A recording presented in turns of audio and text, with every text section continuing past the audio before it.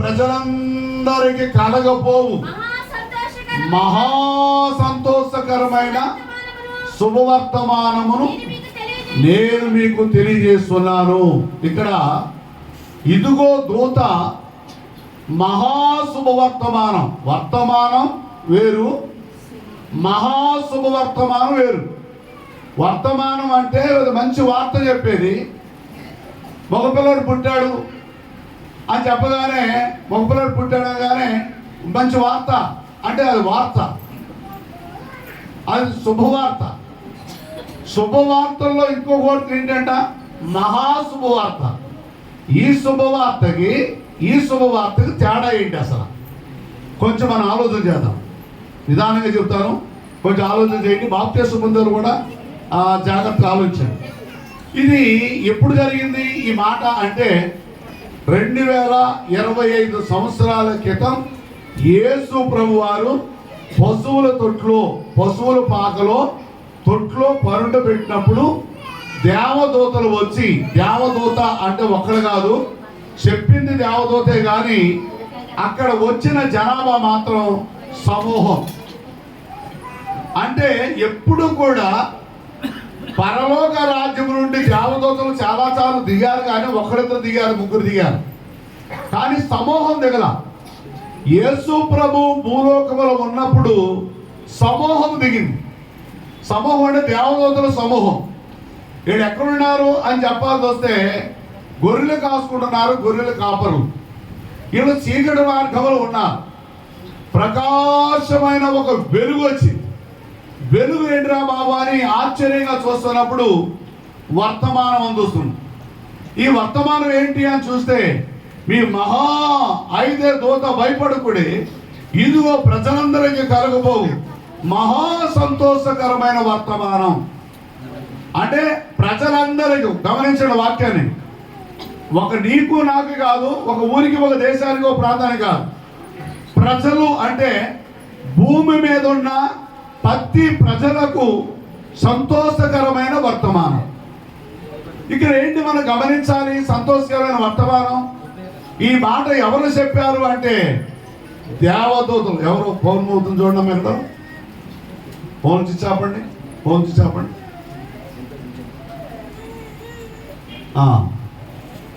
Phone లాపండి అమ్మ, చెప్పండి. నేను 5 నిమిషాలు ఆగుతాను, చిచ్చాపండి. ఈ వాక్యం ఒక్క మాట మీకు బయటికి వెళ్ళిపోయినా దీనివల్ల నష్టం ఉంది. ఈ వాక్యం కానీ ఒక్క మాట బయటికి వెళ్ళిపోయినా మీకే నష్టం. చాలా విలువైన మాట చెప్తాయి ఈరోజు. బాప్తిస్మ పొందే వాళ్ళకి, పొందిన వాళ్ళకి, పొందబోయేవాళ్ళు. ఈ క్రిస్మస్ ఏంటో తెలియాలి. ఇప్పుడు మహా సంతోషకరమైన శుభవర్తమానం. ఇది ఒక ఇశ్రాయేలు ప్రజలకే కాదు, హిందువులకే కాదు, ముస్లిమ్స్కే కాదు, ప్రతి జాతి, ప్రతి కులం, ప్రతి దేశం, ప్రతి రాష్ట్రం, ప్రతి మనుషులు కూడా మహా శుభవర్తమానం. అంటే ఎవరికైనా కొడుకు పుడితే ఆ కుటుంబానికి శుభ. ఏ ఇంట్లో అయినా మగపిల్లడు పుడితే చెప్తారు మనం కూడా సంతోషించడం మంచిదే, కానీ ఆ కుటుంబంలోనే సంతోషం ఎక్కువ ఉంటుంది. మగపిల్లడు పుట్టగానే అది ఆ కుటుంబం వరకే పరిమితం. కానీ ఈ పిల్లోడు పుడితే, యేసు ప్రభు పుడితే ఒక ఇంటిలో కాదు, ఇక్కడ అంటే ప్రజలందరికీ, అంటే అందరికి. ఎక్కడంటే ఇక్కడ ఇదిగో ప్రజలందరికీ కలగపోవు మహా సంతోషకరమైన వర్తమానం. మహా అంటే మామూలు వేరు, మహా అనేది వేరు. మహా అంటే గొప్పది, మహా సంతోషకరమైన వర్తమానం. ఏంటి అసలు వర్తమానం? యేసు ప్రభు పశువుల తొట్లో ఉన్నాడు, గొర్రెలు మేపుకుంటున్నారు. వాడికి మొదటగా సువార్త అందించడానికి దేవదూతలు సమూహం దిగారు. ఈ మహాశుభవర్తమానం యేసు ప్రభు పుడతం వల్ల ప్రజలందరికీ కూడా మహాశుభవర్తమానం ఎలాగొచ్చింది, ప్రజలందరికీ వర్తమానానికి కారణం ఏంటి అని మనం ఒకటి గమనించాలి. ఇక్కడ మీకు ఉదాహరణలు 3 విషయాలు ఉంటాయి. మీకు ఇది అర్థమైతే మీ బైబిల్ అర్థమవుతుంది. చూడండి, బైబిల్ గ్రంథంలో లూకాసు వార్త 15వ అధ్యాయం 4వ వచనంలో ఒక ఉదాహరణ పెట్టాడు యేసు ప్రభు. 4వ వచనం నేను చదువుతాను. మీలో ఏ మనుషుడికైనాను 100 గొర్రెలు కలిగి ఉండగా వాటిలో ఒకటి తప్పిపోయిన ఎడల అతడు 99 అడవిలో విడిసి తప్పిపోయిన దాని కొరకు దాని వెదుగుట వెళ్ళడా. ఇక్కడ ఒకటి ప్రశ్న వేసుకోవాలి. ఇప్పుడు అడవిలో గొర్రెలు మేపుతున్నాడు, 3 ప్రశ్నలు. అడవిలో గొర్రెలు మేపుతున్నాడు, 100 గొర్రెలు ఉన్నాయి. 100 గొర్రెల్లో ఒక గొర్రె తప్పిపోయింది. ఒక్క గొర్రె పోతే పోయిందిలే అని విడిచిపెట్టేసి ఈ 99 గొర్రెలతో సరిపెట్టుకోవచ్చు కదా. కానీ ఇక్కడ ఏం చేస్తున్నాడంటే అడవిలో 99 గొర్రెలు వదిలి ఈ ఒక్క గొర్రె కోసం ఏం చేస్తున్నాడంట, కొండలు, లోయలు, మెట్టలు వెతుకుతున్నాడంట. అంటే ఒక్క గొర్రె కూడా పోవడం ఆయనకి ఇష్టము లేదు. రెండో ప్రశ్న చూడండి, 5వ వచనం. ఈ 3 ప్రశ్నలు మీకు అర్థం కావాలి.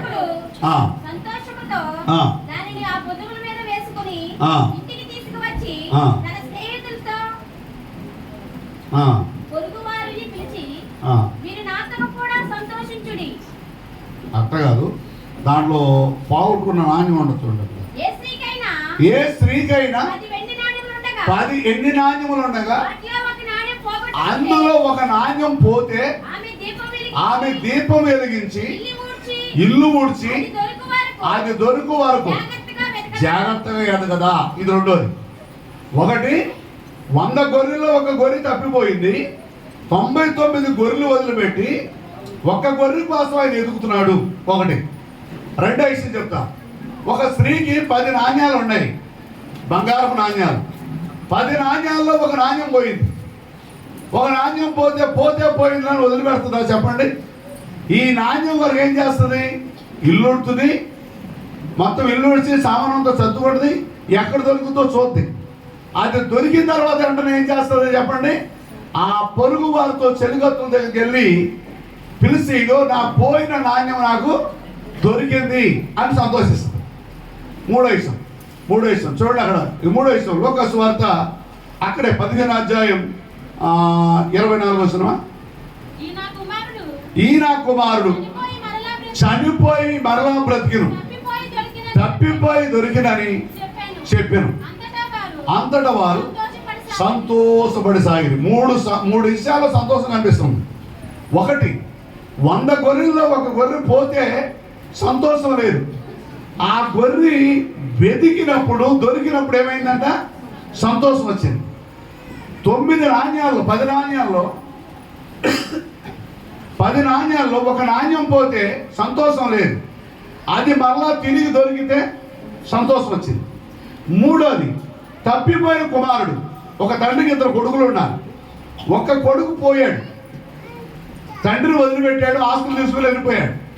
పోతే పోయాడులే అని అనుకోలా, ఆస్తి వదిలిపెట్టేశాడు, వెళ్ళిపోయాడు.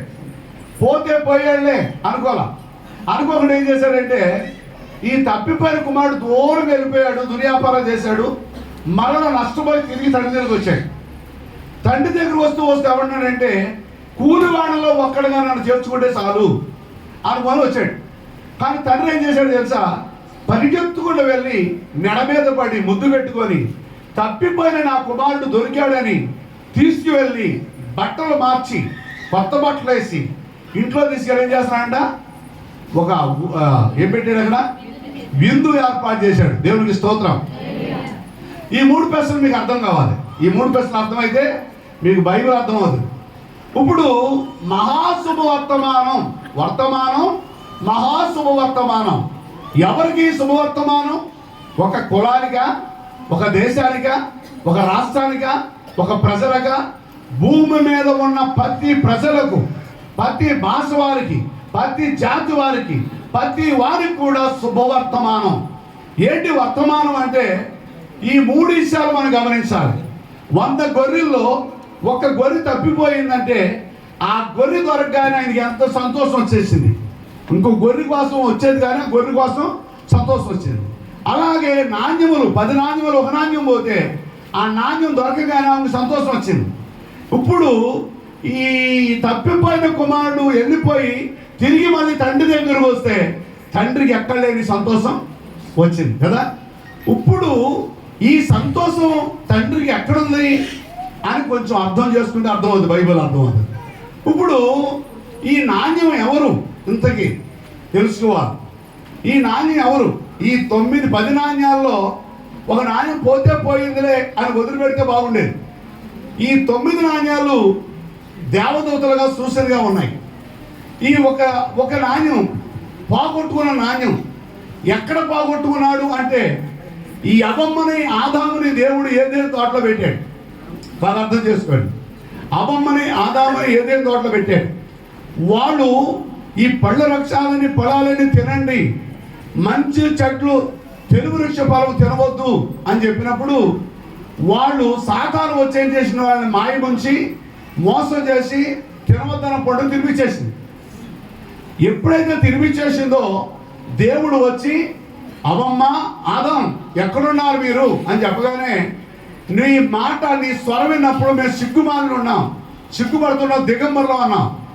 దిగంబర్ అని చెప్పింది ఎవడు అంటే ఇదిగో సాతాను మమ్మల్ని మోసగించింది అని చెప్పిన తర్వాత దేవుడు మనుషుల్ని శపించి పాముని శపించి ఏదేను తోటలో ఉన్న మానవులని అవమ్మని ఆదాముని ఏదేను తోటలో బయటికి తోసేశాడు. ఎక్కడ పోయింది నాణ్యం చెప్పాలి? ఏదేను తోటలో పోయింది నాణ్యం. ఎవరిది నాణ్యం? దేవుడు తన స్వరూపం ఇచ్చి తన రూపంతో తయారు చేసుకొని తన ఊపిరి పోసి తయారు చేసిన నాణ్యం ఈ ఆదాం అవమ్మ ఏదేను తోటలోంచి బయటికి తోసివేయబడ్డారు. అప్పుడు పోయింది నాణ్యం. అర్థమవుతుందా? ఈ నాణ్యం అప్పుడు పోయింది. అప్పుడు పోయిన నాణ్యం సుమారుగా 4000 సంవత్సరాలు దేవుడికి మానవుడికి దూరం అయిపోయారు. మానవులు ఎవరిష్టానుసారంగా వాడు ఎవరికి కావాల్సిన దేవుడు వాళ్ళు కోరుకున్నారు, కొలుచుకున్నారు. కానీ దేవుడు దూరంగా ఉన్నాడు, పరలోక రాజ్యంలో ఉన్నాడు. ఈ మనుషులు ఇద్దరుగా ఉన్న ఈ మనుషులు లక్షలు కోట్ల మందిగా అయిపోయారు. ఈ కోట్ల మంది కూడా ప్రజలందరూ కూడా దేవుడు కావాలి అని దేవుడు ఎలా ఉంటాడు అని అనేక మంది ఎదురు చూస్తున్న సమయాల్లో ఈ పోగొట్టుకున్న నాణ్యం మరలా నేను సంపాదించుకోవాలని దేవుడు ఎక్కడి నుంచి వచ్చాడంటే పరలోక రాజ్యము నుండి భూలోకానికి వచ్చాడు. బాగా గమనించాలి. ఈ నాణ్యం ఎవరు అంటే అది బంగారం కాదు, అది గొర్రె కాదు, అది ఉదాహరణ అన్నమాట. గొర్రె కాదు, అది బంగారము కాదు, తప్పిపోయిన కుమారుడు కాదు. వీళ్ళ ముగ్గురు ఎవరంటే ఆదాము అవమ్మే. వీళ్ళు ఏదైనా తోటలోంటి బయటికి తోసివేయబడిన ఈ నాణ్యాలకి అనేకమైన నాణ్యాలు పుట్టాయి. మనందరం కూడా నాణ్యాలు అంటే ఆదాముకి అవ్వమ్మకు పుట్టిన జనాభా మనందరం. ఇప్పుడు దేవుడు ఎక్కడున్నాడు, మనం ఎక్కడున్నాం కొంచెం ఆలోచిద్దాం. భూమి కింద పాతాళం ఉంది. భూమి మీద మనం ఉన్నాం. భూమి మీద మనం కొంతకాలమే ఉంటాం. భూమి కంటే పైకి ఏం కనిపిస్తుందో మొదటి ఆకాశం. బాగా వినాలి మీరు. మొదటి ఆకాశంలో దీన్ని వాయుమండలం అంటారు. అక్కడ గాలి వస్తుంది, గాలి నీరు ఇవన్నీ కూడా ఉంటాయి. ఇది వాయుమండలం. ఈ సాతాను తోసివేయబడి ఎక్కడున్నాడంటే ఇప్పుడు వాయుమండలాల్లో ఉన్నాడు, అంటే మొదటి ఆకాశంలో ఉన్నాడు. మొదటి ఆకాశంలో ఉన్న ఈ సాతానుడు ఈ భూమి అంతటా తిరుగుతున్నాడు. సరే, మొదటి ఆకాశంలో ఉండేది వాయుమండలం, గాలి నీరు మనకు కనిపిస్తున్నాయి.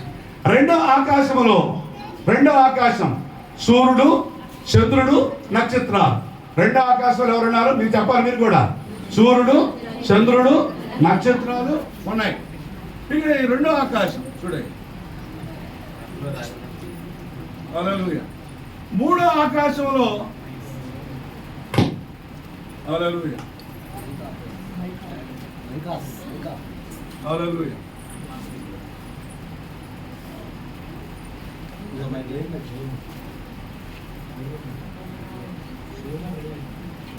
హల్లెలూయా. అయ్యో వెనకాల కూడా ఏంటండి మూడో ఆకాశములో పరలోక రాజ్యం అంటారు. దాన్ని పరలోక రాజ్యం అనొచ్చు, పరదేశం అనొచ్చు, దేవుని నివాస స్థలం అని కూడా అనొచ్చు. ఇది దేవుడినే స్థలం, అది పరలోక రాజ్యం. పరలోక రాజ్యంకి భూమికి కొన్ని కోట్ల కిలోమీటర్లు ఉంది. కొన్ని కోట్ల కిలోమీటర్లు ఉన్న ఆ దేవుడే ఈ పోగొట్టుకున్న నాణ్యం అమ్మమ్మ ఆదాము ఏదేను తోటలో పోగొట్టుకోవాలి నాణ్యాన్ని మరలా రక్షించుకోవాలని ఈ ఆదాము అమ్మమ్మ చేసిన పాపం ప్రజల మీదకి వెళ్ళిపోవడం ద్వారా దేవుడే మానవుడిగా వచ్చాడు. ఎందుకు అంటే పోగొట్టుకున్న నాణ్యాన్ని వెతకటానికి, పోగొట్టుకున్న నాణ్యమును ఎదగటానికి. ఎవరిని పోగొట్టుకున్నాడు? మొదటగా అవ్వమని ఆదాము. ఆడకు పుట్టిన జనాభా మనం. పోగొట్టుకున్న వాళ్ళు ఎలా కొనాలి అంటే ఆయన భూలోకానికి రావాలి, దేవుడే మానవుడిగా రావాలి, కన్య మరియ గర్భాన జన్మించాలి. ఇది మహాశుభవర్తమానం. అంటే అర్థమేంటి తెలుసా? తప్పిపోయిన మనందరినీ, ఎవరైతే భూమిలో ఆదాముకి అవ్వమ్మకు పుట్టిన వాళ్ళందరూ తప్పిపోయారో, తప్పిపోయిన అందరినీ మరలా వెతికి రక్షించడానికి ఇగో వచ్చాడు ఈయన.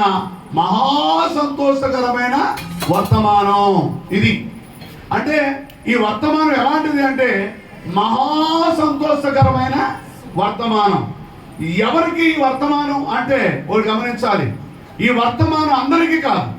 ఎవరైతే దేవుని మాట వింటారో, దేవునికి లోపడతారో వారికే ఈ వర్తమానం. మహా శుభవర్తమానం. ఏంటి శుభవర్తమానం అంటే దేవుడు మానవుడు దూరం అయిపోయాడు, కానీ దేవుడే మానవుడుగా పరలోక రాజ్యము నుండి భూలోకానికి దిగివచ్చి మానవ అవతరించి ఎక్కడైతే పోగొట్టుకున్నాడో, ఎక్కడైతే పాపం ప్రబలించిందో ఆ పాపాన్ని తీసివేయడానికి, ఈ ఆదాము అవ్వమ్మను మోసం చేసిన సాతానుని స్థలను సిద్ధపడటానికి దేవుడే మరలా భూలోకానికి వచ్చాడు. ఎందుకు అంటే మొదటగా సాతాను మనుషుల్ని ఇష్టాంజాలకు తీసి వారి కళ్ళు మూతలు వేసేసి ఇష్టాంజాలకు ఆడుకుంటుంది కనుక ఈ సాతానిక తలను చెదగొట్టాలంటే యేసు ప్రభు శిలువకు అప్పగించబడాలి. అర్థమవుతుందా? సాతాను తలను చెదగొట్టాలంటే ఎక్కడికి వెళ్ళాలైనా ఆ యేసు ప్రభు శిలువకి అప్పగించబడాలి. ఆయన మరణించాలి. ఆయన మరణించి తిరిగి లేస్తే సాతానిక తల అక్కడ చిదిగిపోతుందన్నమాట. ఇది మొదటి విషయంలో. ఎందుకు ఈ వర్తమానం అంటే మీరు గమనించాలి. ఈ నాణి ఎవరో కాదు, ఈ గొర్రె ఎవరో కాదు, ఆ గొర్రె మనమే. ఆ తప్పిపోయిన కుమారుడు ఎవరో కాదు, మనమే. ఆ గొర్రె ఎవరో కాదు, మనమే. ఆ నాణి ఎవరో కాదు, మనమే. ఈ మూడు లక్షణాలు ఎక్కడ తప్పిపోయామంటే మనగా తప్పిపోలేదు, కానీ మన తాత అవ్వమ్మ, మన తాత మా అమ్మ తప్పిపోయారు. వాళ్ళు తప్పిపోయిన వారికి పుట్టినవాళ్ళం మనందరం. ఆడకు పుట్టాం కనుక మనం కూడా తప్పిపోయినట్టుగా మనలో కూడా ఈ పాపం ఉండిపోయింది. అందువల్ల ఈ పాపాన్ని తప్పించడానికి, పాపిని పరిశుద్ధులుగా మార్చడానికి ఆ పరిశుద్ధులైన దేవుడే మానవుడుగా ఈ లోకానికి వచ్చాడు. అంటే ఎన్నో దాటికి వచ్చాడు? మొదటి 3వ ఆకాశం, 2వ ఆకాశం, మొదటి ఆకాశం, భూమి మీదకి మానవుడు ఒక కన్య మరియ గర్భాన ఆత్మ అయిన దేవుడే మానవుడుగా వచ్చి మానవ స్వరూపం దాల్చుకొని నీ కోసం నా కోసం 33.5 సంవత్సరాల భూలోకంలో ఉండి నీ కోసం నా కోసం మన అపరాధాల కోసం ఆయన బలి అయిపోయాడు. మన అపరాధముల చేతను పాపముల చేతను మనం సచ్చిన వారం అయి ఉండగా క్రీస్తు మన కొరకు ప్రాణం అర్పించాడు. ఎఫెసీయులకు రాసిన పత్రిక 2వ అధ్యాయం 1వ వచనం. మన అపరాధాలు, మనం చేసిన అపరాధాలు కొన్ని ఉన్నాయి, మన తాతలు చేసిన అపరాధాలు కొన్ని ఉన్నాయి. ఈ అపరాధాలని తప్పించడానికి, పాపిని పరిశుద్ధులుగా మార్చడానికి యేసుక్రీస్తు లోకానికి రావాల్సి వచ్చింది. పాపిని మార్చడం ఏ మానవుడి వల్ల కాదు. పాపిని పరిశుద్ధులుగా చేయాలంటే ఆ వ్యక్తి పాపము లేనివాడు అయి ఉండాలి. అందుకని యేసు ప్రభు పుడితే మహాశుభ వర్తమానం ఏంటంటే నీకు కుటుంబంలో కుమారుడు పడితే అది వర్తమానమే కానీ మహాశుభ వర్తమానం కాదు. ఇది ఎవరికి అంటే ప్రపంచ దేశములో మానవులు అనబడిన ప్రతి వారికి కూడా మహాశుభవర్తమానం. మహాశుభవర్తమానం. ఈ వర్తమానం సంతోషకరమైనది తెలుసా? ఏ రోజు నీ జీవితంలో సంతోషం వస్తుందో తెలుసా? ఎప్పుడైతే నీవు మార్కు సువార్త 16వ అధ్యాయం 16వ వచనములో నమ్మి బాప్తిస్మం పొందినవాడు రక్షించబడును, నమ్మని వానికి శిక్ష విధించబడును. ఇక్కడ గమనించాలి, నమ్మిన వారికి రక్షణ. ఎప్పుడు నీ సంతోషం అంటే యేసు క్రీస్తు అన్ని వదులుకొని తండ్రి దగ్గర నుంచి, దేవదూతల దగ్గర నుంచి బయలుదేరి మన కోసం ఆయన ఈ లోకానికి వచ్చాడు. కనుక మనము చేయాల్సిన పని తెలుసా? దేవుని సన్నిధిలో మనము ఏం తెలుసుకోవాలి అంటే మహాశుభవర్తమానం, సంతోషకరం. ఎప్పుడు నీ జీవితంలో సంతోషం అంటే తెలుసా? నీ పాపము నీలోంచి తొలగిపోయిన రోజున. గమనిస్తా, ఏ రోజు నీ జీవితంలో సంతోషం ఉండదు తెలుసా? నిన్ను పట్టుకున్న దురాత్మలు, నిన్ను పీడిస్తున్న చీకటి ప్రవాహాలు, నీ మనసు మతి లేకుండా నీ మైండ్, నీ జీవితాలు పాడు చేస్తూ ఇష్టానుసారంగా వాడుకుంటున్న ఆ దురాత్మ సమూహము నీ ఇంట్లోంచి బయటికి వెళ్ళిపోతే అప్పుడే నీ ఇంట్లో సంతోషం. దేవునికి స్తోత్రం. సాతాను చేతుల నుండి తప్పించడానికి వచ్చాడు ఆయన. రెండోది తెలుసా? నశించిన పాపులను రక్షించడానికి క్రీస్తు యేసు లోకానికి వచ్చే. పాపులు అంటే ఎవరు? అపమాదాము చేసిన పాపము అది మన మీద దాడి చేస్తుంది. ఈ పాపము నుండి తప్పించడానికి దేవుడు నీ కొరకు నా కొరకు వచ్చినాడు. వచ్చి పెళ్లిని చేసుకొని పిల్లలకని వెళ్ళిపోలేదు. ఆయన పరిశుద్ధుడిగానే వచ్చాడు, పరిశుద్ధుడిగానే పెరిగాడు, పరిశుద్ధుడిగానే సిలువెక్కాడు, పరిశుద్ధమైన రక్తాన్ని నీ కొరకు నా కొరకు రక్తం దారిపోసాడు. ఇది కదా. అంటే ఇప్పుడు ఎందుకనంటే, ఇప్పుడు ఎందుకు సంతోషపడాలి అంటే, ఒకటి సాతాను చేతిలో ఉన్న నిన్ను విడిపిస్తున్నాడు కనుక నువ్వు సంతోషపడాలి. రెండోది ఎందుకు సంతోషపడాలంటే, నీ పాపము నీ దగ్గర నుంచి తీయడం ఎవడి వల్ల కాదు. పాపానికి శిక్ష ఏంటి? మరణం. పాపం వల్ల వచ్చే జీతం మరణం. ఎన్ని మరణాలు? ఒకటి శరీర సారమైన మరణం, రెండు ఆత్మానుసారమైన మరణం. ఇప్పుడు మనకి శరీర సారమైన మరణం ఒకటైతే, రెండు ఆత్మానుసారమైన మరణం రెండోది. యేసు ప్రభుని నమ్ముకొని మారు మనసు పొంది బాప్తిస్మం పొంది యేసు నామములో, యేసు క్రీస్తు నామములో నువ్వు బాప్తిస్మం పొందితే నీకేం పోతుంది? ఇప్పుడు పాపము విడుదలైపోతుంది, శిక్ష నీకు రాదు. ఇప్పుడు ఎందుకు శిక్ష వచ్చింది? నమ్మితే రక్షణ అంటే, నమ్మకపోతే శిక్ష అంటే అర్థం ఏంటి? నువ్వు నమ్మలేదు కనుక దేవునికి నీకు సంబంధము లేదు. నువ్వు నమ్మలేదు కనుక ఆ పవిత్రమైన రక్తం నీ మీదకి రాదు. నువ్వు నమ్మలేదు కనుక నీకు రక్షణ లేదు. కనుక నమ్మాలి. ఏ నమ్మాలి? నమ్ముట నీ వలనైతే నమ్మువానికి సమస్తము సాధ్యమే. ఈరోజు మహాసువర్తమానం ఎప్పుడంటే తెలుసా? మనందరికి ఎప్పుడు వస్తుందో తెలుసా? ఏ రోజైతే యేసు క్రీస్తు రక్షకుడని, నీ కోసం ప్రాణం అర్పించాడని, ఆయన చనిపోయి తిరిగి లేచాడని నువ్వు నమ్మి విశ్వాసం ఉంచి యేసుని నీ హృదయంలో చేర్చుకుంటావు చూడు, ఆ రోజునే నీ ఇంట్లో మహా సంతోషకరమైన శుభవర్తమానం. దేవునికి స్తోత్రం. ఆ రోజే నీ జీవితంలో సంతోషం. యేసు ప్రభు నీ ఇంట్లోకి వస్తే ఆనందం, సంతోషం. యాయిరు ఇంటికి వెళ్ళాడు. యాయిరు కుమార్తె చచ్చిపోయి ఏడుస్తున్నారు. యాయిరు పరిగెత్తుకుని వెళ్ళాడు. అయ్యా బోధకుడా, నా చిన్న కుమార్తె చచ్చిపోయింది, ఇప్పుడే రమ్మని పిలుపుతో వెళ్ళాడు. ఈ మధ్యలో రాడే వచ్చింది వార్త వచ్చేసింది. వెంటనే యేసు ప్రభు, నువ్వు భయపడి మాకు ఆ విశ్వాసం వచ్చి నేను వస్తున్నాను అన్నాడు. యాయిరు ఇంటికి వెళ్ళాడు. వెళ్ళిన చచ్చిపోయిన చిన్నదాన్ని ఏం చేశాడు చెప్పండి? చిన్నదానా పైకిలే అన్నాడు. అక్కడ ఏమన్నాడు తెలుసా? జీవమును పునరుద్ధానం నేనే. లాజరు లేపినప్పుడు అదే అన్నాడు, జీవమును పునరుద్ధానం నేనే. నా యందు విశ్వాసం వచ్చిన వాడు ఎన్నడికి చావడు.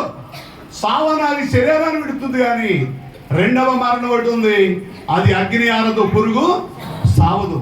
దాంట్లో పడితే ఇక రావటం అన్నది లేనే లేదు. దాని నుండి తప్పించాలని యేసుక్రీస్తు లోకానికి వచ్చాడు. ఒకటి, 3 విషయాలు గమనించాలి. మహాశుభవర్తమానం ఎప్పుడు అంటే, ఏ రోజైతే నువ్వు యేసు విశ్వాసం ఉంచుతావో యేసు నీ ఇంటికి వస్తాడు. నీకున్న దరిద్రాన్ని, నీ మీద ఉన్న దురాత్మ సమూహాలని తొలగించేస్తాడు. మార్కు సువార్త 5వ అధ్యాయంలో 2000 దయ్యాల చేత పీడించబడుతున్న ఒక వ్యక్తి ఉన్నాడు. మనశ్శాంతి లేని వాడు అయిపోయాడు. ఊరు దాటేశాడు. భార్య లేదు, పిల్లలు లేదు, కుటుంబం లేదు, మనశ్శాంతి లేదు, సమస్యలో చిక్కుబడిపోయాడు. యేసు ప్రభు గెరాసేన దేశంలో దిగగానే ఈ సాతాను పట్టుకుని వాడు బయలుదేరి ఎదురవుతున్నాడు. సాతాను పట్టుకుని అన్నాడు, సర్వోన్నతుడైన దేవుని కుమారుడా, నాతో నీకేం పని? నన్ను ఆనబెడతాకు వచ్చావా? అప్పుడే వచ్చేసావా? అంటే నన్ను ఇప్పుడు అగ్నిలో పడేయడానికి అప్పుడే వచ్చేసావా? అంటే కాదు అని చెప్పి పందుల్లో పంపించాడు. అప్పుడే ఆ వ్యక్తి దెయ్యాల నుండి విడుదల పొంది మనశ్శాంతి పొందాడు. ఈనాడు చాలా మంది కుటుంబాల్లో దెయ్యాల చేత, శాతపడుల చేత, దురాత్మ సమూహం చేత పీడించబడుతూ కుటుంబాల్లో నెమ్మది లేక, భార్య భర్తలు నెమ్మది లేక, బిడ్డల్లో నెమ్మది లేక, బంధువుల్లో, రక్త సంబంధులు, అక్క చెల్లెళ్ళు ఎక్కడ నెమ్మది లేని పరిస్థితుల్లో జీవిస్తున్న మనకి సంతోషకరమైన వార్త తెలుసా? యేసయ్య మన ఇంట్లో అడుగుపెట్టే చాలు మన ఇల్లంతా సంతోషమే. దేవునికి స్తోత్రం. యేసయ్య ఇల్లు అడుగు పెడితే చాలు. అది అన్నాడు మహా సంతోషకరమైన వర్తమానం, శుభవర్తమానం. సంతోషం ఏంటి? సంతోషం ఏ రోజు నీకు సంతోషం తెలుసా? ఒకటి, నీ ఇల్లు మనశ్శాంతిగా ఉన్నప్పుడు సంతోషం. నీ ఇంట్లో శాంతి లేకుండా సంతోషం బాగున్నారా అంటే ఉంటాం, బాగుండాలని పోవటం.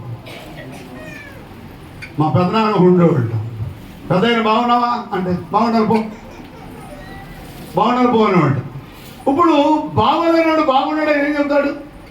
ఏ రోజైతే యేసయ్య నీ ఇంట్లో అడుగు పెడతాడో నీ ఇల్లు బాగుపడుతుంది మొదటగా. రెండో విషయం తెలుసా? యేసయ్య పవిత్రమైన రక్తము నీ పాపము నుండి విడుదల చేస్తుంది. మూడోది తెలుసా? రెండవ మరణము నుండి దేవుడు మనల్ని తప్పించి నిత్య రాజ్యాన్ని మనకి ఇస్తున్నాడు. నిత్య రాజ్యానికి వెళ్ళాలంటే యేసు ప్రభు తప్ప నిత్య రాజ్యం వెళ్తాం. ఎవరి వల్ల? ఎవరు తీసుకెళ్ళారు మనల్ని? యేసు ప్రభు తప్ప ఎవరు మనల్ని నిత్య రాజ్యం తీసుకెళ్ళారు. అసలు బైబుల్లో ఆ పవనకెళ్ళిన వాక్యాలు 2 యోహాను వార్తలో, 1:14, 6, 1:3, 16. 14:6, 3:16 ఈ 2 వాక్యాలు చాలు చరిత్ర అంతా చెప్పుకోవచ్చు. ఇక్కడ 14:6 ఉంది, నేనే మార్గమును సత్యమును జీవమును, నా ద్వారా తప్ప ఎవడు తండ్రి రాజ్యానికి చేరలేడు అని చెప్పాడు. యేసు క్రీస్తు మన కోసం, మన అపరాధాల కోసం ఆయన బలియాగమై, దేవుడు ఎవరో మనకు తెలియదు, దేవుడు ఎలాగుంటాడో తెలియదు, ఎవరి ఇష్టాచారంగా వాళ్ళు దేవుడు కొలుచుకున్నాం. కానీ యేసు ప్రభు వచ్చిన తర్వాత తెలిసింది, దేవుడు నా తండ్రి పైన ఉన్నాడు, నేను మీకు మార్గం అని చెప్పాడు. దేవునికి స్తోత్రం. యేసు ప్రభు వచ్చిందా తెలిసింది దేవుడు ఎక్కడ ఉంటాడో. యేసు ప్రభు రాకముందు మనకి ఏది తెలిసేది కాదు. కనుక ఇక్కడ మనం ఏం నేర్చుకోవాలంటే, వర్తమానం అంటే తెలుసా? పోయింది దొరికితే వర్తమానం. మహాసువర్తమానం ఏంటి తెలుసా? సంతోషకరమైన వర్తమానం. నిన్ను నరకము నుండి తప్పించడమే మహా సంతోషకరమైన వర్తమానం. దేవునికి స్తోత్రం. నరకం, పాతాళం ఎవరి కోసం ఎదురు చూస్తా ఉందా? పాపము చేసిన వారి కోసం. అందుకంటే ఎస్ఐ గారు 5:14 పాపము చేసిన వారు కోసం చేద్దంట, పాతాళం ఎదురు చూస్తా నోరు తెరుచుకుందంట. ఇక్కడ ఎప్పుడైతే ఇవాళ కౌరు చెబుతావు ఓపుకుందని, ఏదో నీ కౌరులో నీ ఆలోచనలు వేరుగా ఉంటాయి. నీ కౌరులు ఎప్పుడు దా పని చేస్తాయి అంటే, నీ శరీరంలో ప్రాణం ఉందని చెప్పి నీ కౌరులు పనిచేస్తాయి. తర్వాత నువ్వు పోయిన తర్వాత వచ్చి నీ కౌరులు ఏంటంటే నువ్వు చెప్పేది ఉండదంట. నీ కౌరులు, నీ శాఖం, నీ బలం, నీ ఓపిక, నీ జ్ఞానం, నీ తెలివి, నీ సైతాన్ని చేస్తూ ఎప్పుడు వరకు పనిచేస్తాయంటే, నీ హృదయములో, నీ శరీరములో ఆత్మ ఉందని చెప్పి, ఆత్మగాన లేచి వెళ్ళింది అంటే ఇక నువ్వు దేనికి పనికిరావు. కానీ మహాశుభవర్తమానం ఏం తెలుసా? ఇగో మనం తప్పిపోయాం. ఇశ్రాయేలు ప్రజలను దేవుడు వాగ్దానం చేశాడు. ఇశ్రాయేలు ప్రజల్లోంచి మనం ఏమైపోయాము? తప్పిపోయాం. ఈ తప్పిపోయిన వారిని రక్షించాలని దేవుడే మానవుడిగా వచ్చి 99 గొర్రెలు వదిలిపెట్టి ఒక్క గొర్రె కోసం వచ్చాడు. ఆ గొర్రె ఎవరో తెలుసా? నువ్వే. ఎప్పుడు అవుతావు గొర్రెలు తెలుసా? మారు మనసు పొంది బాప్తీసం పొందిన రోజున నువ్వు మేకవు గొర్రెగా తయారవుతావు. అందుకని నువ్వు మేక. చాలా మంది తిడుతున్నారు ఇప్పుడు, ఒరే గొర్రెలారా, మరి గొర్రెలారా అన్నారు యూట్యూబ్లో. అన్నా మనం గొర్రెలమే అంటే వాళ్ళకి అర్థం ఏంటి తెలుసా? గొర్రెలు అంటే అర్థం ఏంటి? వాళ్ళు ఎవరైనా అర్థం? మీరు గొర్రెలు అంటే వాళ్ళ అర్థం ఏంటి? అంతే కదా. మనం మారు మనసు లేనప్పుడు, రక్షణ లేనప్పుడు మనం కూడా మేకలమే. ఇప్పుడు మనం గొర్రెలుగా మార్చుకున్నాడు ఆయన. తప్పిపోయిన గొర్రెని వెతక రక్షించడానికి యేసుక్రీస్తు లోకానికి వచ్చాడు. ఒక స్త్రీ అంటే ఎవరు తెలుసా? సంఘాన్ని దేవుడు ఆ ఏదైనా తోటలో పోగొట్టుకున్న ఆ సంఘాన్ని, ఆ నాణ్యాన్ని రక్షించుకోవాలని, ఎదగాలని ఎక్కడికి వచ్చాడంటే ఇల్లుడుతం కాదు, పరలోక రాజ్యం నుండి భూలోకానికి వచ్చి నిన్ను నన్ను రక్షించడానికి నీ కోసం నా కోసం సిలువపై వేలాడాడు, రక్తాన్ని కార్చాడు. అంటున్నాడు, ఇగో నా యొద్దకు వచ్చి వారిని అనడు నేను తోసివేయను అని చెప్పాడు. ఎప్పుడు నువ్వు గొర్రె అవుతావు, ఎప్పుడు దొరుకుతావు తెలుసా? ఏ రోజైతే యేసే ప్రభు అని నమ్మి, రోమిలి రాసిన పత్రిక 10:9 యేసే ప్రభు అని నమ్మిన రోజున, యేసు ద్వారా నీకు రక్షణ వస్తుందని నమ్మిన రోజున, యేసు ద్వారా నీకు పాప క్షమాపణ వస్తుందని నమ్మిన రోజున, యేసు ద్వారా నిత్య నరకము నుండి విడుదల వస్తుందని నమ్మిన రోజున, యేసు ద్వారా పరలోక రాజ్యం దొరుకుతుందని నమ్మిన రోజునే, ఆ రోజే నీకు సంతోషకరమైన వర్తమానం, యేసయ్య బిడ్డవైపోతావు. దేవునికి స్తోత్రం. ఒక దెబ్బతో ఏ రోజైతే నమ్మి బాప్తిస్మం పొందుతావో, దేవుని బిడ్డగా మారుతావు, ఆ రోజే నువ్వు యేసు బిడ్డగా మారిపోతావు, దేవుని గొర్రెగా తయారైపోతావు. తప్పిపోయిన గొర్రెవు నువ్వే, పోగొట్టుకున్న నాణ్యం నువ్వే. ఎదిగేది ఎవరు? దేవుడే. దేవుడు ఏం చేశాడు? తన కుమారుడైన క్రీస్తుని లోకానికి పంపించి ఎదగడానికి ఈ లోకానికి పంపించాడు. మనందరూ దొరికాం. ఇంకా దొరకని వాళ్ళు 3 మంది ఉన్నారు, పారిపోతున్నారు, బొమ్మడాయిలాగా జారిపోతున్నారు. బొమ్మడాయిలు ఏం చేస్తాయి? అప్పుడప్పుడు ఏం చేస్తాయమ్మా? బొమ్మడాయిలు చేసేటప్పుడు తెలుస్తుంది, అవి చేత ఉండి పర్రమని జారిపోతుంటాయి. అట్లాగే కొంతమంది జారిపోతుంటారు బొమ్మడాయిలాగా. మనం పట్టుకుంటమే మన పని. గొర్రెలు మనం ఎవరు? గొర్రెలు. కొంతమంది అంటారు మీరు దేవుని బిడ్డలు అంటారు. దేవుని బిడ్డలు అన్నాడు ఎవరని అర్థం? మీ దానికి ఆపోజిట్ చెప్పండి, ఏం పర్లేదు. ఇప్పుడు మీరు దేవుని బిడ్డలు అన్నారంటే వాడు ఎవరు? కాదని అర్థం. మీరు దేవుడి బిడ్డలు, మీరు దేవుడి బిడ్డలు కాదు అంటే దెయ్యాల బిడ్డలు వేరే అర్థం. దానికి అర్థం అదే కదా. ఇప్పుడు మీ గొర్రెలు అన్నారంటే మేము మేకలు అని అర్థం. దానికి అర్థం అదే. ఇప్పుడు దేవుడు ఏం చేశాడంటే, మనము తప్పిపోయాం, మన తాతలు ముత్తాతలు తప్పిపోయారు. ఆ తప్పిపోయిన వాళ్ళకి కొంతమందికి ఛాన్స్ దొరకలేదు. దేవుడు కృపను బట్టి దేవుడు నీకు నాకు ఛాన్స్ ఇచ్చాడు. దేవుడికి స్తోత్రం. మనందరికి ఏది ఇచ్చాడు చెప్పండి? ఛాన్స్ ఇచ్చాడు. ఏ రోజైతే నమ్ముతావో, ఏ రోజైతే నమ్మి బాప్తిస్మం పొందుతావో, ఏ రోజైతే యేసే ప్రభు, నాకు ప్రభు తప్ప ఇంకెవరు అక్కర్లేదు, సావైనా బ్రతుకైనా క్రీస్తులోనే జీవిస్తానంటే చాలు, ఆ రోజున నువ్వు దేవుని బిడ్డవు, దేవుని కుమార్తె. కొన్ని మందిరాలు మసీదులో ఉన్నారు, మసీదులో స్త్రీలు కానివ్వరు, కానీ యేసు ప్రభు రక్తాన్ని కాల్చిన ఏం చేయడం చూసావా? ఆ యూదులు కూడా అంతే, ఆడవాళ్ళు రానివ్వరు, మగవాళ్ళ వరకే ఛాన్స్. కానీ యేసు ప్రభు నమ్మినోడకంట ఆడమగానే భేదమే లేదంట, అందరూ సమానులు అంట. దేవునికి స్తోత్రం. ఆడవాళ్ళని మగవాళ్ళని సమానంగా చేసిన యేసు ప్రభు ఒక్కడే. అంతకేంతో ధర్మశాస్త్రంలో ఆడవాళ్ళు తక్కువ, మగవాళ్ళు ఎక్కువ. మగవాళ్ళు మాత్రం వెళ్ళాలి చర్చిలోకి, ఆడవాళ్ళు మాత్రం ఇలా కూర్చోవాలి. మసీదులో కూడా అంతే, కొన్ని గుళ్ళో కూడా అంతే.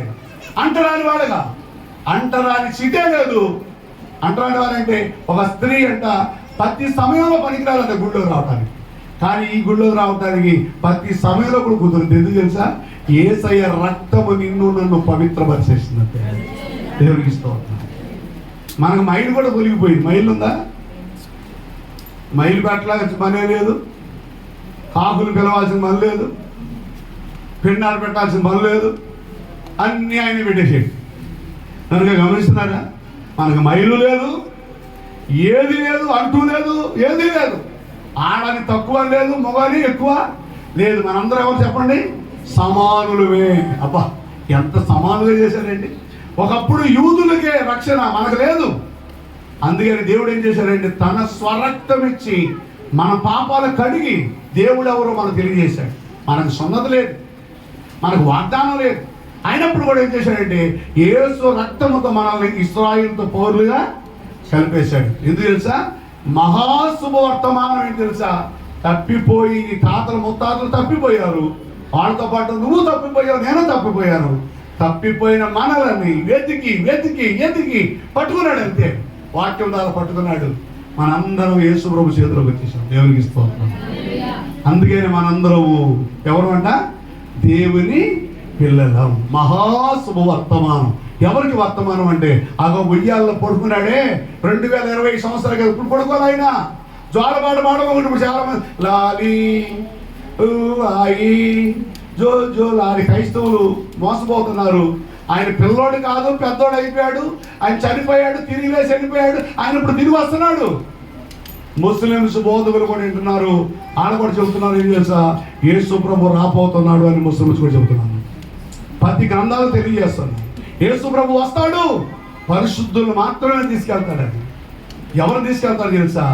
ఆయన మాట వినే వాళ్ళని, ఆయనకి లోపడే వారిని, ఆయన ఇష్టానుసారంగా జీవించే వాళ్ళని మాత్రమే తీసుకువెళ్తాడు. చాలా జాగ్రత్తగా ఉండాలి. ఎందుకు తెలుసా? ఎందుకు ఈ మహాశుభవర్తమానం అంటే, ఆ యేసుక్రీస్తు గొర్రెలు చెబుతున్నారు, ఇగో ఆ పశువుల పాకలో పడుకున్న ఆ క్రీస్తే ద్వారా మీకు పాప క్షమాపణ కలుగుతుంది, మీ ఇళ్లలో దురాత్మలు తొలగిపోతాయి, మీ శాపము విడుదలైపోతుంది. ఏనైతే ఉయ్యాల తొట్టులో పశువుల పాకలో పడుకున్నాడో ఆయన ఈ లోకానికి రక్షకుడు. ఆయన నీ పాపము నుండి విముక్తి తీసుకొస్తాడు, పరలోక రాజ్యానికి నడిపిస్తాడు. ఆయన తప్ప ఇంకెవరూ లేరు. ఇదే మహావర్తమానం తెలుసా? ఇంతకు ముందు 4000 సంవత్సరాలు జనాభా దేవుడు ఎవరో లేక తెలియక చచ్చిపోయారు వాళ్ళు. కానీ దేవుడి కృప తెలుసా, మీకు అవకాశం దొరికింది అని అర్థం. దేవునికి స్తోత్రం. అంటే యేసు ప్రభు పుట్టాడంటే మీకు అవకాశం ఉంది, ఇంత ముందు అవకాశం లేదు. కనుక మహాశుభవర్తమానం ఏంటంటే, యేసయ్యను ఎరిగి ఉండటమే మహా శుభవర్తమానం. ఈ వర్తమానం ఏంటి తెలుసా? అంతకితం మనకి ఏమనిపించేదంటే, సత్య ఎవరు చూడొచ్చాడు అనిపించేది. కాదు కాదు, చచ్చిపోయిన తర్వాత 2 రాజ్యాలు, ఒకటి నరకం, ఒకటి పరలోక రాజ్యం. ఆ నరకము నుండి తప్పించడానికి దేవుడే మానవుడిగా వచ్చి తన రక్తాన్ని కార్చి, ఆ పాపము, ఆ పరిశుద్ధమైన రక్తంతో నిన్ను నన్ను కడిగి, మన పాపాలను తీసివేసి నిన్ను నన్ను పరిశుద్ధంగా మార్చి ఆయన రాజ్యంలో తీసుకువెళ్తానికి వచ్చాడు. అదే గొప్ప శుభవర్తమానం. మన పరలోక రాజ్యంలో దేవునితో కలటానికి అవకాశం యేసు ప్రభు ద్వారా వచ్చింది. అంటే తండ్రి దగ్గరికి వెళ్ళటానికి యేసు ప్రభు ద్వారా మనకు ఛాన్స్ వచ్చింది. కనుక యేసు ప్రభు పుడతం ద్వారా మనకి పరలోక రాజ్యానికి మార్గము దొరికింది. అదే మహాశుభ వర్తమానం. ఇప్పుడు ఏం చేయాలి? ఇప్పుడు ఒకటి మారు మనసు పొందాలి. మారు మనసు అంటే ఏంటి? మారు మనసు అంటే ఏంటి? తెలుసో తెలియదు, ఇంతకాలం ఏదో చేసి అయిపోయింది. ఇక్కడ నుంచి ఏం చేయాలంటే, ప్రభువా తప్పిపోయిన కుమారుడు వచ్చామన్నాడు, తండ్రి నీకు విరుద్ధంగా నేను పాపం చేశాను, నీకు చేయను అన్నాడు. అలాగే మారు మనసు పొందు. మొదటగా మారు మనసు అంటే, యేసయ్యా నీవే నాకు, నన్ను ఏం చేతో చెయ్యి, నీ రాజ్యం తీసుకెళ్లే వరకు నేనే నమ్ముకుంటా అని ప్రభు మీద ఒప్పందం చేసుకొని ఈ లోకంలో ఉన్న చెడును వదిలిపెట్టి మంచిగా బ్రతకడమే మారు మనసు. రెండోది ఏంటి తెలుసా? నమ్మి బాప్తిసం పొందటం. నమ్మి బాప్తిసం పొందటం. బాప్తిసం పొందిన వెంటనే ఏమొస్తుంది? పరిశుద్ధాత్మలోకి వస్తుంది, మనం సర్వసత్యంలోనికి నడిపిస్తుంది. ఒక రోజున ఎప్పుడైనా చనిపోతాం, చనిపోయిన రోజున పరలోక రాజ్యానికి వెళతాం. పరలోక రాజ్యానికి వెళ్తామన్న నమ్మకం నీలో ఉంటే నమ్ము, యేసయ్య ద్వారా రక్షణ ఉందని, యేసయ్య ద్వారా విముక్తి ఉందని, యేసయ్య ద్వారా పాపక్షమాపణ ఉందని, యేసయ్య ద్వారా పరలోక రాజ్యం దొరుకుతుందని నువ్వు నమ్మి బాప్తిసం పొందితే నీకు రక్షణ అవుతుంది, పరలోక రాజ్యంలో ప్రవేశిస్తావు. ఇట్టి సంతోషకరమైన వర్తమానం మారు మనసు పొంది బాప్తిసం పొందిన వారికి మాత్రమే దొరుకుతుంది. బాప్తిసం ఎలా పొందాలంటే పెళ్లికో ఏదో చుట్టాలకే పుట్టాలి కాదు, ప్రభువుని సత్యాన్ని తెలుసుకుని బాప్తిసం. కనుక ఎవరో పొందమన్నా కాదు, నీవు రక్షించబడాలి, నిత్య నరకమును తప్పించుకోవాలి, పరలోక రాజ్యం కావాలి, నేను కూడా ప్రభుతో ఉండాలి, ఆ పరలోక రాజ్యం ఆ మోక్ష రాజ్యంలో ఉండాలి అనుకుంటే నువ్వేం ఖర్చు పెట్టక్కర్లేదు, కోట్లు ఇవ్వక్కర్లేదు. కానీ నమ్మి బాప్తిసం ముందు రక్షించబడతావు, దేవుని బిడ్డగా మారుతావు, దేవుని రాజ్యానికి వారసురాలు అవుతావు. అంటే ఏం చెప్పాలంటే, నమ్మకం ముందు మన జీవితం గొంగర పురుగు లాంటి జీవితం. నమ్మకం ముందు గొంగర పురుగు లాంటి జీవితం. గొంగర పురుగుని ఎవరు పట్టించుకోరు, గొంగర పురుగుని ఎవరు చేతిలో చేర్చుకోరు, భుజాలు వేసుకోరు, జేబులు వేసుకోరు. ఏంటి అని దాని ద్వారా ప్రమాదం ఉంది, ఏమి దురద వచ్చేస్తుంది. అందువల్ల ఈ రక్షణ లేకముందు ఒకవేళ నీవు నేను గొంగర పురుగులాగా మనం జీవించుంటాం. ఒకవేళ ఎవరిని అంటుకొని ఆడిని అంటుకొని ఇంటి అంటుకొని ఆడితా నీటి కొట్టి ఆడి తిట్టి అందరిని అంటుకొని నువ్వు చేసి ఉంటాం. ఇప్పుడు మనం ఏం చేయాలంటే ఆ నూగు పోయి సీతాకోక చిలుకగా మారిపోతాం. మన పిల్లలు మనమే కానీ సీతాకోక చిలుక పట్టుకుంటామా, గొంగర పురుగు పట్టుకుంటామా? అందువల్ల యేసు ప్రభుని నమ్ముకోవడం ద్వారా ఏమవుతుందంటే నీ పాపానికి విడుదల వస్తుంది, నీ గొంగర పురుగు నీ నూగిపోతుంది, నీ చెడ్డ పేరు పోతుంది, మంచి పేరు నీకు వస్తుంది. దేవుని బిడ్డగా బతకాలి, దేవుని రాకడ ఎదురు చూడాలి. యేసయ్యా నీ రాజ్యమే నాకు కావాలని కోరుకోవాలి. అలా కోరుకున్న రోజున నీకు నాకు మహా సంతోషకరమైన వర్తమానం ఏంటి తెలుసా? యేసయ్య పుట్టక ముందు చీకటి రాజ్యం నడిచింది 400 సంవత్సరాలు. దేవుడు లేక అల్లాడిపోయిన పరిస్థితులు, దిక్కులేని పరిస్థితులు అయిపోయాయి. కానీ యేసయ్య పుట్టిన తర్వాత మాత్రమే మహా సంతోషకరమైన వర్తమానం దేవుడు అందించాడు. కొల్లలకే కాదు, కొల్లలు చూశారు, చూసి యేసుప్రభు పుట్టాడని అందరూ చెప్పారు. తర్వాత జ్ఞానులు ఎక్కడి నుంచో వచ్చారు, సామ్రాన్ని బంగారమును బాణమును కానుకగా ఇచ్చారు. మనం ఏమిద్దాం? మనం ఏం చేయాలి? మన ఆత్మను శరీరమును ప్రభుకి కానుక ఇచ్చారు. కానుక అంటే ప్రభువా, సావైన బ్రతుకైన నీ కొరకే దేవా, నీ సాక్షిగా నేను జీవింతునయ్యా ప్రభువా, కాసితివి ఇంతకాలం. ఇక ప్రభు మీద ఆధారపడిపోదాం.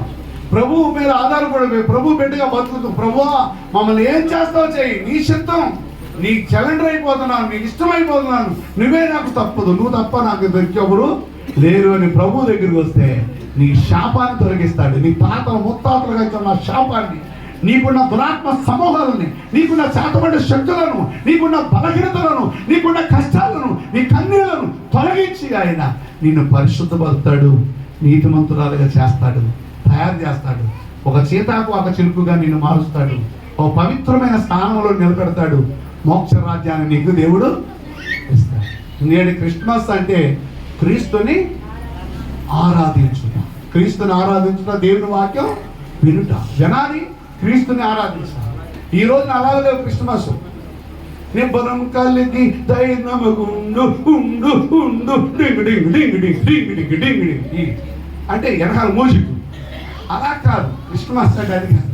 ఇలా జనాభా ఎలా ఉండాలంటే ఈ పాట పాడి సినిమా టైప్లోకి వెళ్ళిపోతారు. ఎలాగా? మీరు పాడతారా? నిబ్బరం కలిగి దైనమగుండు ఉండు ఉండు డింగ్ డింగ్ డింగ్ డింగ్ డింగ్. అది కాదు క్రిస్మస్ అంటే. క్రీస్తుని ఆరాధించడం, దేవుని స్తుతించడం, దేవుని ప్రార్థించడం. ప్రభువా పరిశుద్ధుడు నువ్వు, నేను పాపిని అని దేవుని దగ్గర ఒప్పుకోవడం. అదే క్రిస్మస్. క్రిస్మస్ అంటే ఊరేగటం కాదు, మందు కొడటం కాదు, చిందులేయటం కాదు. నేను వస్తా ఉండే ఒకడు బాగా తాగిపోతాడు, ఎదురొచ్చి అయ్యగారు హ్యాపీ క్రిస్మస్ అన్నాడు. అరే నీ క్రిస్మస్ నీకు రాలేదు. ఇంకా యేసు ప్రభు నమ్ముకొని మారు మనసు పొందిన రోజులు చెప్పు హ్యాపీ క్రిస్మస్. నువ్వు తాగిపోతాడు, రోడ్డు తిరిగేవాడు నాకు చెబుతావు క్రిస్మస్ చెబుతావు. హ్యాపీ క్రిస్మస్ లో లేవు. నువ్వు కష్టాల్లో ఉన్నావు, తల్లి నడిపిస్తున్నావు, తండ్రి నడిపిస్తున్నావు, భార్య నడిపిస్తున్నావు, బిడ్డలు నడిపిస్తున్నావు, అందరూ నడిపిస్తున్నావు. నీకెక్కడుందో హ్యాపీ? నాకుంది హ్యాపీ. నీకెక్కడుంది హ్యాపీ? నీకెక్కడుంది సంతోషం? నాకుంది సంతోషం. బతుకున్నా యేసయ్య బిడ్డనే, బ్రతుకున్నా యేసయ్య బిడ్డనే. బతుకున్నా పరలోక రాజ్యంలోనే ఉన్నా, చచ్చిపోయినా పరలోక రాజ్యంలోనే ఉంటా. కారణం తెలుసా? ఆ ఒక రాజ్యం వెళ్ళటానికి ఆ పవర్ నా దగ్గర ఉంది. అంతేగాని డ్యాన్సులు, సింధులు, తాగులు, అక్రమాలు, అన్యాయాలు కాదు. పరిశుద్ధత, నీతిగా బతికితే పరలోక రాజ్యంలో ప్రవేశిస్తాను. అదే మహా శుభవర్తమానం. ఈ రోజు ఏ రోజైతే నువ్వు కన్ను మోస్తావో ఆ రోజున ప్రభు సన్నిధిలో నిలబడతావు. ప్రభు నిన్ను పట్టుకొని నా కుమార్తె, నా కుమారుడా వచ్చావా అని నిన్ను ఎత్తుకొని ముద్దాడిన రోజున నీ సంతోషం అంతా ఇంత కాదు. నువ్వు అనుకుంటావు ముసల్దాన్ని అయిపోయాను ఉండే. ముసల్దాన్ని కాదు. నేను చెప్తున్నాను, నమ్మినా నమ్మకపోయినా నువ్వు వయసు ఎంత తెలుసా? నువ్వు చచ్చిపోయిన 90 ఏళ్ళ ముసలమ్మ కూడా 30 సంవత్సరాల అమ్మాయిలా లేపుతుంది సమాధిలోంచి. అప్పుడు శిక్ష అనుభవిస్తుంది. కనుక ముసలితనం లేదు. శరీరానికి ముసలితనం కానీ ఆత్మకి ముసలితనము లేదు. గమనించండి, మహాశుభవర్తమానం యేసు ద్వారా ఏంటంటే ఆయనే మన రక్షకుడు. ఆయన తప్ప మనం రక్షించేవారు ఎవరు లేరు. నమ్మి బాప్తిస్మం పొందు, దేవుని బిడ్డగా మారు. చచ్చిపోతాను భయపడమాక. చచ్చిపోతేనే అసలైన రాజ్యానికి వెళ్తాం, భయపడాల్సిన లేదు. బతుకున్నా దేవుని బిడ్డవే, చచ్చిపోయినా దేవుని బిడ్డగా ఉంటాం. దేవుని అభిషేకం నీలో ఉంటుంది. నీ జీవితం మారిపోద్ది, నీ కుటుంబం మారిపోద్ది, నీ కుటుంబంలో ఆశీర్వాదాలు వచ్చేస్తాయి. అట్టి ఆశీర్వాదాలు, అట్టి సంతోషం జీవితంలో ఉండాలంటే యేసయ్య నీ ఇంట్లో అడుగు పెట్టాలి. ఇందులో మాట చెప్పారు కదా, యాయిరు కుమార్తె ఇంట్లోకి వెళ్ళినప్పుడు చచ్చిపోయిన ఆ బిడ్డను ఏం చేశాడు? దేవుడు లేచాడు. చిన్నదాన పైకి లేవను. ఇప్పుడు చచ్చిపోయినప్పుడు ఏడ్చారు, ఇప్పుడు లేచినా ఏడుతారా? చెప్పండి అమ్మా. చచ్చిపోయినప్పుడు ఏడ్చారు. కుమార్తె చచ్చిపోయింది ఏడ్చారు అందరూ. ఏంటి? వాళ్ళతో పాటు చుట్టాలు కూడా ఏడ్చారు. ఇప్పుడు బతికింది, ఇప్పుడు ఏడ్చారా? దేవుడు మనల్ని బ్రతికించడానికి వచ్చాడు కనుక అదే శుభవర్తమానం. దేవుడు మన పాతాలను తప్పించడానికి వచ్చాడు కనుక అదే శుభవర్తమానం. దేవుడు మన పాపాన్ని, మన శాపాన్ని తొలగించడానికి ఆ దేవుడే మానవుడిగా ఈ లోకానికి వచ్చాడు. ఆ దేవుడే దేవుడి కుమారుడే ఈ లోకానికి వచ్చాడు. నీ పాపాలు, నా పాపాలు క్షమించడానికి ఆయన వచ్చి ఈ లోకంలో మరణించి చనిపోయి తిరిగి లేచి పునరుద్ధానుడయ్యాడు. ఈ రోజు యేసయ్యను నమ్ముకుంటారంటే సినిమాకి వెళ్తాంటే ఎవడు మాట్లాడు, షికారుకి వెళ్తాంటే మాట్లాడు, వెనకమాల పని చేస్తాడని మాట్లాడు. కానీ యేసయ్యను నమ్ముకుంటానంటే ఊరుకోరు. అది నమ్ముకోమగరా, నువ్వు నమ్ముకోమగరా. వాళ్ళ దయ్యాలని మిమ్మల్ని నాశనం చేస్తాయి. జాగ్రత్త. మీరు చచ్చిపోయిన రోజున ఈ సువార్త మీరు వినకోకుండా, రక్షణ లేకుండా, మారు మనసు లేకుండా, బాప్తిస్మం లేకుండా చనిపోతే నిత్య నరకం తప్పదు. అక్కడికి వెళ్ళిన తర్వాత నేను ఆపిన వాళ్ళు ఎవరైతే ఆపారో వాళ్ళు కూడా నీ దగ్గరికి వచ్చేస్తారు. అక్కడికి చాలా జాగ్రత్తగా ఉండాలి, రక్షించబడాలి. ఒక మాట ముగిస్తాను. ఒకసారి కోటేశ్వరాలు కూతురంట ఒక మీటింగ్లోకి వెళ్తే మీటింగ్లోకి వెళ్ళిందంట. అసలు మీటింగ్ అంటే ఇష్టం ఉండదు, ఏదో ఏం చెబుతారో ఎందామని వెళ్ళిందంట. ఆ రోజున ఆరాధన చేస్తుంటే పరిశుద్ధాత్మ ఆమె మీదకి వచ్చేసింది. పరిశుద్ధాత్మ ఆమె మీదకి వచ్చేసి ఇంటికి వెళ్ళిపోయింది. ఒక గదిలోకి వెళ్ళి ప్రార్థన చేస్తున్నప్పుడు పరిశుద్ధాత్మ ఆమెలోకి వచ్చేసి భాష మాట్లాడుతూ మొదలెట్టిందంట. ఆమె ఎందుకు పుట్టింది. ఒకరోజు తండ్రి చూశాడు. ఏంటమ్మా ఈ గదిలో భాషలు మాట్లాడుతున్నావు, ఏం మాట్లాడుతున్నావు నువ్వు, ఏంటో నీ భాష నాకు అర్థం కావట్లేదు అని. ఏం లేదానో ఒకసారి మీటింగ్కి వెళ్ళాను, ఆ మీటింగ్లో దేవుని ఆత్మ నాలో వచ్చేసింది, ఆ పరిశుద్ధ ఆత్మ నన్ను భాష వచ్చేస్తుందని చెప్తుంది. భాష రాగానే అప్పుడు చెప్పాడంట తల్లిదండ్రులు అన్నారంట, మనం హిందువులు, యేసుప్రభు నమ్మడానికి వీలు లేదు, యేసుప్రభు అంటే మనం అవమానపడతారు, మనకు డబ్బు కరువు లేదు, ఇల్లు కరువు లేదు, ఆస్తులు కరువు లేవు, మన బోళ్ళ ముందు తినడానికి ఉండటానికి యేసుప్రభుని వదిలిపెట్టేసేయి, ఆ భాషలు మాట్లాడుతూ మానేసేసేయి, ఇంక నీ పెళ్లి కాలేదు కనుక ఆ మాటలు వదిలేసేసేయి, యేసుప్రభు వదిలేసామని చెప్తే అన్నంట లేదు నాన్న, యేసుప్రభు ఆత్మనాలో ఉంది, ఆత్మనాలోకి వచ్చిందా చాలా బాగున్నా, నేను నాకు ఏదో భాషలు వస్తున్నాయని చెబుతానంటే వెళ్ళిపోమని చెబుతావా లేదా అని గట్టిగా అడిగితే ఒక రోజు నా తండ్రి మాట విని ఏం చేసిందంట, పరిశుద్ధాత్ముడా నాలోంచి వెళ్ళిపో, పరిశుద్ధాత్ముడా నాలోంచి వెళ్ళిపో. మా నాన్నతో అంటున్నాడు, మా అమ్మతో అంటుంది, మా అమ్మ మా నాన్నకంటే నువ్వు ఎక్కువ కాదు వెళ్ళిపో అని అనగానే పరిశుద్ధాత్ముడు ఆ రోజున వేసి వెళ్ళిపోయాడు. వెళ్ళిపోయిన నెల రోజులకి భయంకరమైన తేడా చేసిందంట ఆమెకి, ఓ భయంకరమైన జబ్బు చేసిందంట ఆమెకి. ఆ జబ్బు ఎన్ని డాక్టర్ల దగ్గరికి వెళ్ళినా, ఎన్ని హాస్పిటల్కి వెళ్ళినా తగ్గట్లేదంట ఆ జబ్బు. తీసుకొచ్చారు, ఇంటికి పడేశారు, చాలా డబ్బు ఖర్చు పెట్టారు, మొత్తం కంప్లీట్ లోపలికి తీసుకొచ్చి ఇంటికి పడేశారు. ఆ జబ్బుకి సమాధానం రాలేదు, చీకటి పట్టేసింది, పరిశుద్ధాత్మ వెళ్ళిపోయాడు, దెయ్యం పట్టేసింది. ఆ పట్టిన దెయ్యం అంతా పీడిచి ఆ పిశాచి లాగి చంపేసింది.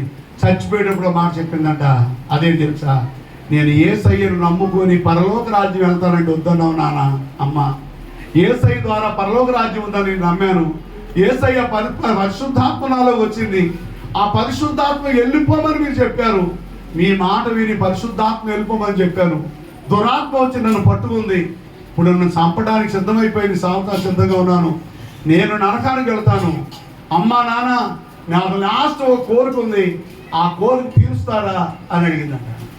ఆ కోరిక ఏంటో చెప్పమ్మా, నువ్వు ఏది చేయమంటే అది చేస్తావు, ఆ కోరిక ఏంటో తీర్చుదాం అని చెప్పగానే ఆమె చచ్చిపోతూ తండ్రిని చేతుల మీద ప్రమాణం చేయించుకుందంట. ఏం తెలుసా, నేను నరకానికి వెళ్ళిపోతున్నాను, మీరు నరకానికి రావద్దమ్మా అన్నాడు. నేను పాతాళానికి వెళ్ళిపోతున్నాను, నేను నరకానికి వెళ్ళిపోతున్నాను, మీ మాటలు విని నేను నరకానికి వెళ్ళిపోతున్నాను, ఆ స్థలానికి మీరు రావద్దమ్మా, అక్కడ అగ్ని ఆరదు, పురుగు సావదమ్మా, అది భయంకరమైన ప్రమాదకరమైన పని, కానీ మీరు వెళ్ళి యేసు ప్రభుని నమ్మండి, ఆ ఒక్క మాట నాకు ఇవ్వండమ్మా అని చెప్పి చేతిలో చేసుకొని చచ్చిపోయిందంటమ్మా. రియల్గా జరిగింది ఇది, ఏదో చెప్పడం కాదు. నిన్ను ఎవరైతే వద్దంటున్నారో ఒక రోజున నువ్వు ప్రాణం వదిలిన రోజున నువ్వు వెళ్ళిన నరకంలో వెళ్తే నేను తప్పించేవాడు ఒక్కడు జ్ఞాపించుకో. దేవుడు పరలోక రాజ్యంలో దేవదూతల మధ్యలో పరిశుద్ధుడు అని కొనియాడబడుతున్న దేవుడు ఎందుకు వచ్చాడు తెలుసా, నీ పాపాన్ని తప్పించడానికి, దురాత్మ సమూహం నుండి విడుదల చేయడానికి, ఇంకా చెప్పాలి చూస్తే నిత్య నరకము నుండి తప్పించి పరలోక రాజ్యం ఇవ్వాలని ఆ ప్రభు వస్తే ఆ ప్రభు వద్దని తోసేస్తున్నావు. జాగ్రత్త, నీ ఇష్టం. ఇది కష్టంగా చేసేది కాదు, బలవంతంగా చేసేది కాదు. ఎవరైనా సరే నాకు పరలోక రాజ్యం కావాలంటే ఎవరి మాటలు వినవద్దు, ప్రభు వైపు తిరగండి, ఆ ప్రభువే నిన్ను నిత్యరాజ్యం నడిపిస్తాడు. అదే మహా సంతోషకరమైన వర్తమానం. ఈ లోకంలో నీ బంధువులు, స్నేహితులు, రక్త సముద్రులు, ఆస్తులు, అంతస్తులు ఎన్ని ఉన్నా ఏ రోజు వెళ్ళిపోతారు మనలో వదిలిపెట్టాడు? మనలో ప్రాణం పోయిన రోజున కాసేపు ఏడుస్తారు. బాగా ఏదన్నా సహాయపడితే డబ్బులు ఇస్తే బాగా ఇల్లు గళ్ళు కొనిపెట్టి అన్ని చేస్తే కాస్త ఏడుపు వస్తుంది. కాదు అది కూడా లేకుండా అప్పులు చేసి వచ్చామనుకో ఆ ఏడుపు కూడా లేదు. బందర్లో 3 బ్యాచ్లు ఉన్నాయంట, ఏడ్చే బ్యాచ్లు. తెలుసా మీకు? ఎవరు తెలీదా? ఫోన్ నెంబర్లు తీసుకోండి. 3 బ్యాచ్లు ఉన్నాయంట. వాళ్ళు 12 మంది రావాలా, 24 రావాలని అడుగుతారంట. 24కి ఇంత డబ్బు అవుద్ది, ఇంత టయానికి అలా ఏడుస్తాం, ఇంతవరకు వదులు ఏడుస్తాం, ఇక్కడి నుంచి మేము వెళ్ళిపోతాం, మా డబ్బులు మేము తీసుకెళ్ళిపోతాం అని కాంట్రాక్ట్ తీసుకొని వస్తారంట. కాంట్రాక్ట్ తీసుకొని వచ్చేసి శవం చుట్టూ కూర్చొని వీళ్ళందరూ ఏడుస్తారంట. ఎలా ఏడుస్తారో తెలియదు. మొత్తానికి ఆడవాళ్ళు మగవాళ్ళు అందరూ కలిపి ఏడుస్తారంట. ఆ వచ్చిన వాళ్ళందరూ అనుకుంటారు వీళ్ళు ఎవర్రా, ఎక్కడి నుంచి వచ్చి చుట్టాలేడు, వీళ్ళు ఎక్కడ కనపడతలేదు అని చూతారంట. కానీ ఎవరికి అర్థం కాదు. ఎందుకంటే కోళ్ళే ఆడవదు, ఇటు అల్లుడే ఆడవడు, కూతురే ఆడవదు. నువ్వు చేసే మంచి పనులకి ఎవరికి ఏడుపు రావట్లా, ఎవడు ఆడవడు. అప్పుడు ఏం చేస్తారు? కూలిచ్చి ఏడిపించి చుట్టూ చేసిన తర్వాత ఒకసారి ఇట్లాగే కొంచెం పెద్ద చుట్టు మొత్తం ఆచిపోయిందంట. ఆచిపోయింది. ఈ ముఠా మేస్త్రి అన్నాడంటే ఏడ్చే మేస్త్రిలో ఒక మేస్త్రి వెళ్ళేసి ఏమంటే మాకు టైం అయిపోయింది, డబ్బులే ఉన్నానంట. డబ్బులేంటి, టైం ఏంటంటే మేము అనుకున్న 4 గంటలు అయిపోయింది, మా డబ్బులు మేము అయితే వెళ్ళిపోతా ఉన్నాను. అంటే వాళ్ళు ఎప్పుడు దాకా ఎడతారంటే టైం పెట్టుకుంటారు, టైం ప్రకారం ఎడతారు. టైం దాటితే ఆడవరు, డబ్బులు తీసుకెళ్ళిపోతారు. ఇది కాదు, ఇది ఏడిపించుకునేవాడు పరిస్థితి. ఏడ్చేవాళ్ళు లేరు, లేక ఇంక ఉండగా సత్య ఏడ్చేవాళ్ళు ఎవరు లేరు. ఏడిపించేవాడు సంపాదించి 3 ముఠాలైన అందరిలో ఫోన్ చేస్తే వస్తారండి, ఆ బాబు 24 రండి, ఏడవండి, ఇంత డబ్బులు ఇస్తామండి, ఏడుతారండి. అంత గదిలోకి వచ్చేసింది. వాళ్ళు ఎవరైనా చచ్చిపోతే సంతోషపడేవాడు తప్ప ఏడ్చేవాళ్ళు ఎవరు లేరు. పోతే పానే అనేవాళ్ళు ఎక్కువయ్యారు. ఇంతవారు ముసలివాడు చచ్చిపోతే ఇంటికెళ్ళి పలకరించేవాడు. ఇవాళ కుర్రాళ్ళు చచ్చిపోయినా పలకరించేవాడు ఎవరు లేదు. ఎవరిద కర్మ వాడిది, ఎవడు సావు వాడిది, ఎవడు దరిద్రం వాడిది అని వెళ్ళిపోతున్నాడు. నేను ఎవరు చెబుతున్నా, మా ఆత్మ నీలో ఉండని చెప్పు. మన చిందులు ఉంటాయి, చిందులు ఇంకేస్తారు. అది కానీ పోయిందనుకో కాలు ఆడదు, ఏలు ఆడదు, అంత కథం. కళ్ళు మూస్తే, కళ్ళు తెరిస్తే వెలుగురా, కళ్ళు మూస్తే చీకటిరా, ఇక అయిపోయినట్టే. జ్వాల పాట పాడితే తర్వాత ఏడుపు పాట పాడాల్సి వస్తుంది. నేను ఒకటి చెబుతున్నా, మానవ జీవితం అశాశ్వతం. శాశ్వతమైన రాజ్యం నీకు కావాలంటే అదే మహాశుభవర్తమానం. ఎవరైనా మారు మనసు లేని వారు, బాప్తిస్మం లేని ఎవరైనా ఉంటే ఈరోజు బాప్తిస్మం ఇస్తున్నాను, రండి, ప్రార్థన చేస్తాను. ఎవరు బాప్తిస్మంతో ఉన్నారో ఎదురుకు వస్తే ప్రార్థన చేస్తాను. భోజనాలు అయిపోయిన తర్వాత మనం బీచ్ గడికి వెళ్ళిపోతాం. ఎవరు నమ్మి బాప్తిస్మం పొందేవారు, నేను నమ్ముతాను, నేను పరలోక రాజ్యం కావాలి, ఆ శుభవర్తమానం నాకు కూడా కావాలి అన్నవాడు ఎదురుకు రండి, ప్రార్థన చేస్తాను. ప్రార్థన చేసి